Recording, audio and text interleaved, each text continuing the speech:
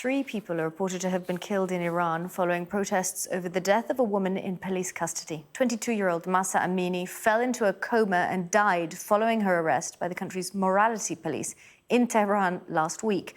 Our Middle East correspondent Alistair Bunkle has this update. There's conflicting reports as to what happened to this 22-year-old girl. She was arrested by Iran's morality police for incorrect wearing of her hijab, her head covering.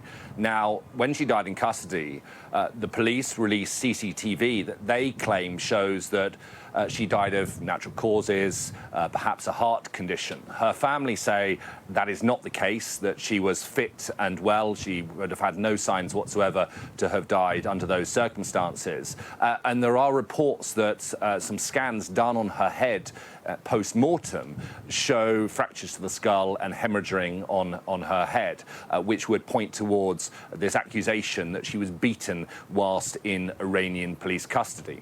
The consequence of it has now been a number of days of protests across Iran, mainly focused in the Kurdish west of the country because she was Kurdish, but also there have been protests on the streets of the capital, Tehran.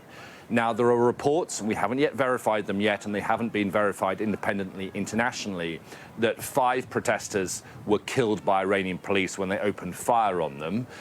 But what it all points towards is an increasingly escalating situation, certainly between the Kurdish minority in Iran and the government, but more so between the Iranian population and the morality police, who are not liked within Iran.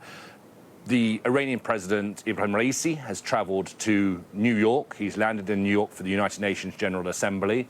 He will address the General Assembly later on today, and he will be hoping that the protests will have died down and gone away by that stage. At the moment, though, it doesn't look like that's going to be the case.